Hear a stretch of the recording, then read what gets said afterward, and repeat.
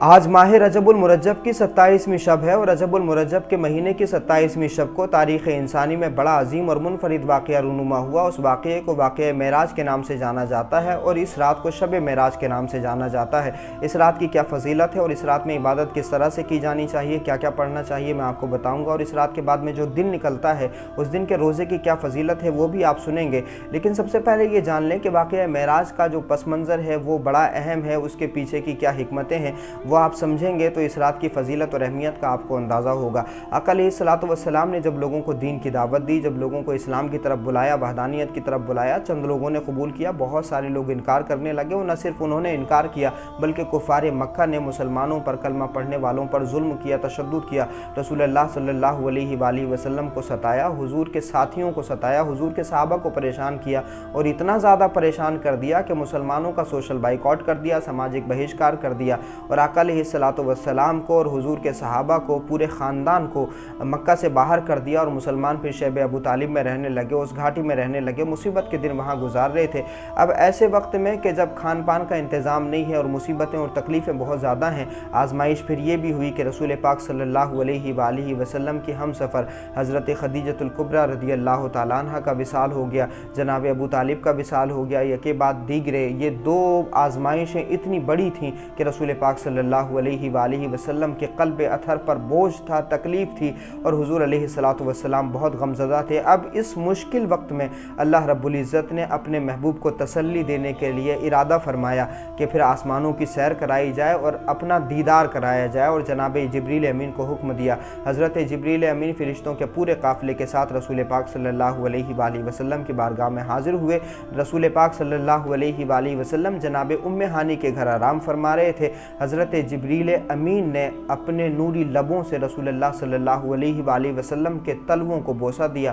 حضور کو نیند سے بیدار کیا۔ آقا علیہ الصلوۃ والسلام بیدار ہوئے، سارا ماجرا کہہ سنایا، اور پھر رسول پاک صلی اللہ علیہ وآلہ وسلم کے قلب اطہر کو زمزم سے دھویا گیا، اور پھر براق کے ذریعے یہ سفر ہوا مکہ سے، یعنی مسجد حرام سے مسجد اقصیٰ، اور مسجد اقصیٰ میں حضور نے تمام انبیاء کی امامت فرمائی، اور پھر وہاں سے یہ سفر سدرۃ المنتہا، آسمانوں کی سیر ہوئی، سدرۃ المنتہا کا سفر، اور پھر سدرۃ المنتہا سے آگے آقا علیہ الصلوۃ والسلام نے تنہا سفر کیا، جبریل امین پیچھے رہ گئے اور لامکان کی سیر کی، اور پھر قرآن مجید کی سورہ نجم میں ذکر کیا گیا، والنجم اذا ہوا ما ضل صاحبکم وما غوی۔ تو یہ ساری تفسیر آپ پڑھ سکتے ہیں، اور اللہ رب العزت نے اس سفر کا ذکر قرآن مجید کی سورہ بنی اسرائیل کی ابتدائی آیاتوں میں کچھ یوں فرمایا: سبحان الذی اسری بعبدہ لیلا من المسجد الحرام الی المسجد الاقصی الذی بارکنا حولہ لنریہ من آیاتنا انہ هو السمیع البصیر۔ تو اللہ رب العزت نے اپنا دیدار کرایا تاکہ محبوب کے غم کو ہلکا کر دے، اور جو دل پر بوجھ ہے اس بوجھ کو ہلکا کر دے، اور فرمایا کہ وَاصْبِرْ لِحُکْمِ رَبِّکَ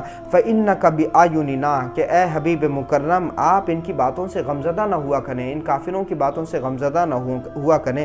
آپ اپنے رب کے حکم کی خاطر صبر جاری رکھیے، بے شک آپ ہر وقت ہماری آنکھوں کے سامنے ہیں۔ تو اللہ رب العزت نے اپنے محبوب کو اس طرح سے تسلی دی۔ اب اس رات کی جو فضیلت ہے جو شیب الایمان میں بیان کی گئی ہے وہ آپ سماعت فرما لیں، اور اس رات میں ہمیں کرنا کیا ہے، کس طرح سے عبادت کرنی ہے اس کو آپ سماعت فرما لیں۔ سب سے پہلے تو یہ بات یاد رکھیں کہ اہل عرب کے یہاں اس مہینے کو بڑی عزت دی جاتی تھی، اور کہا جاتا تھا کہ یہ مہینہ جو ماہ رجب المرجب ہے یہ مہینہ اللہ کا مہینہ ہے، اور فرمایا گیا کہ رجب میں ایک رات ہے کہ اس میں اگر بندہ نیک عمل کرے تو اس کی نیکیوں کا ثواب 100 برس کی نیکیوں کے برابر ہے، اور وہ رجب کی 27ویں شب ہے جو اس میں 12 رکعت اس طرح نماز پڑھے کہ ہر رکعت میں سورہ فاتحہ پڑھے، اور سورہ فاتحہ کے بعد میں کوئی بھی سورت پڑھے، اور 2 رکعت پڑھنے کے بعد میں سلام پھیر لے، اور سلام پھیرنے کے بعد میں 100 مرتبہ سبحان اللہ والحمد للہ ولا الہ الا اللہ واللہ اکبر پڑھے، 100 مرتبہ استغفار پڑھے، اور 100 مرتبہ درود پاک پڑھے، اور پھر جب صبح نکلے تو صبح میں روزہ رکھے، تو فرمایا گیا کہ اللہ رب العزت اس کی تمام دعائیں قبول فرما لے گا، جو بھی جائز حاجتیں ہیں اس کی تمام جائز حاجتیں پوری ہو جائیں گی۔ شیب الایمان جلد نمبر 3 صفحہ نمبر 384 میں یہ حدیث پاک موجود ہے۔ پھر فرمایا گیا کہ رجب کی 27ویں شب کو 2 رکعت نفل اس طرح پڑھیں کہ الحمدللہ کے بعد میں قل هو اللہ احد 21 مرتبہ پڑھیں، نماز سے فارغ ہونے کے بعد میں 10 مرتبہ درود شریف پڑھیں، اور پھر کہے اللہم انی اسألک بمشاہدت اسرار المحبین وبالخلوۃ التی خصصت खस्सस्त बिहा सय्यदल मुरसलीन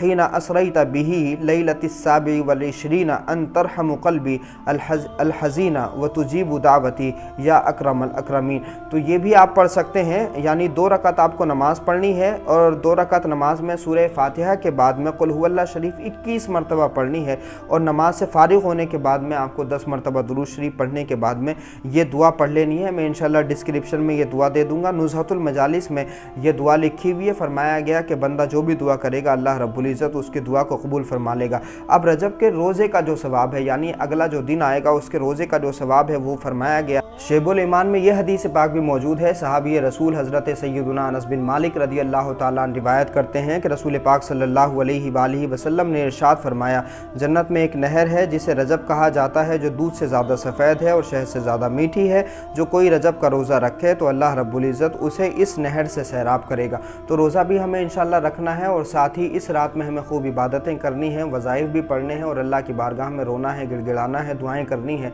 अल्लाह रब्बुल इज़्ज़त हम सबको अमल की तौफ़ीक़ अता फ़रमाए।